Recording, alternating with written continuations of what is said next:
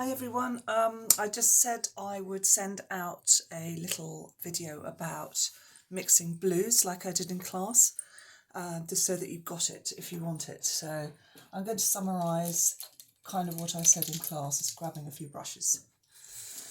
So basically you've got there are loads and loads of different shades of blue.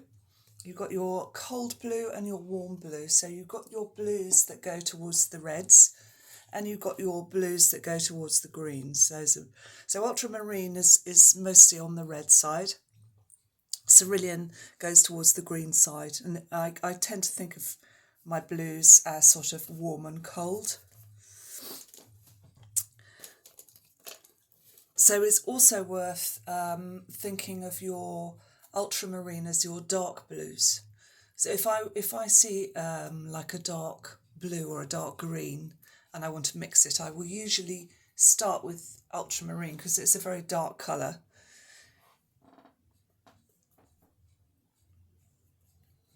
So basically you've got the chroma and the hue. If I get a bit of ultramarine and I mix a bit of white with it, that is a tint.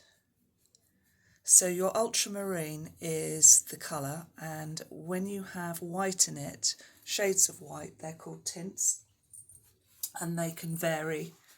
They can get lighter and darker, but they're also full chroma. So they're as bright as you can be when you've got blue and white, just pure. So usually with nature, you want to dull that down. So when I talk about the opposites, you've got your colour wheel, you've got yellow, you've got red, and you've got blue. Those are the three primary colours on the wheel. And if you think of them in a circle, then the opposite on that circle will be the colour that neutralises, makes the colour duller. So if I put yellow next to red,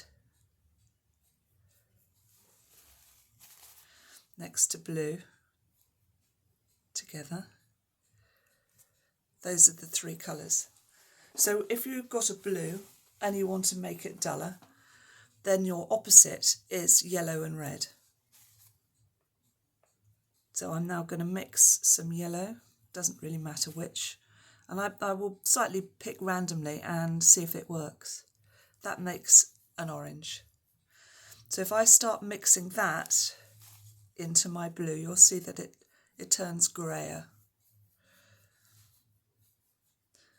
If this is slightly on the green side, it means it's got too much yellow and not enough red. So if I'm going to bring in some more red to that, it should go greyer. In fact, it's disappearing into the palette because you can't see it. So where you are mixing, like on this reference picture, say I am mixing, I don't know, this blue here. I'll start off with my blue. Hang on, let me just clean my brush.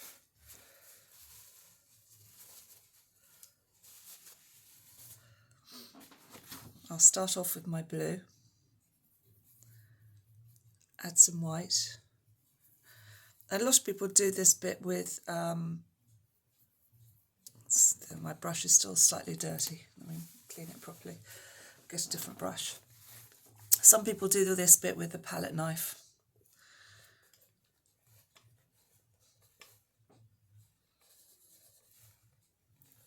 Okay, that's a bit brighter.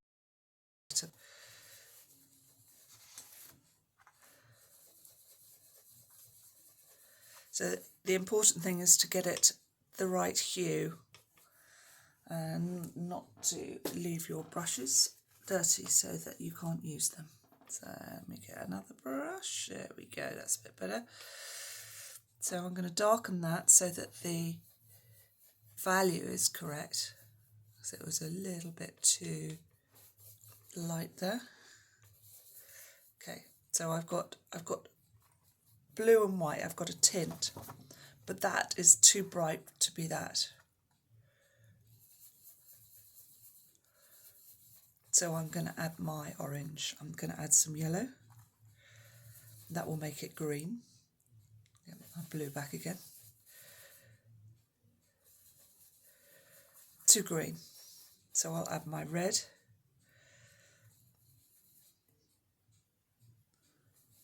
And I'm dabbing it and adding it very, very slowly. It's a bit lighter so you can see it. Okay, it's still too green. Add some more red.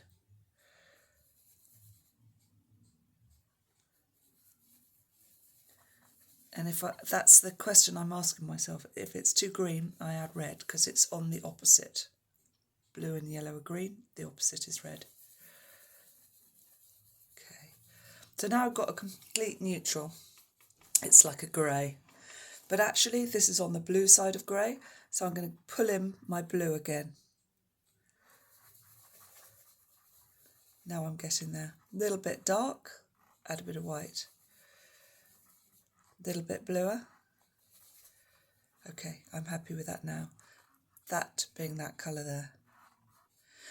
The same theory can go with portraits. I've got a portrait of Imogen here. So you've got all of these warm colours, the hot colours that go into cooler colours and darker colours. So if I'm going to start with an orange, which is basically the two colours on the wheel again. You can find a brush, it's got a bit of flexibility. So I've got a bit of white. And I'm going to add cadmium red. Slowly, because it's a strong colour. And yellow ochre. So that's kind of the start of the Zorn palette. The Zorn palette, you'd mix grey to go with it. But if you were going to use the colour wheel, if you're going to use a full colour palette, you would go the other way and add blue. So when you've got red, yellow and white, it's really strong colour. No skin is that colour, it's just too much. A bit of oil in. So I could add a little bit of blue just to subdue it and take it more to the grey. Because it's the opposite on the colour wheel, it will make it more of a sort of neutral peachy tone, which is kind of there. So that's just a little bit about colour mixing using three colours. So just remember, red, yellow, blue, the opposite, neutralise it. The opposite of red is green, the opposite of yellow is purple, the opposite of blue is orange.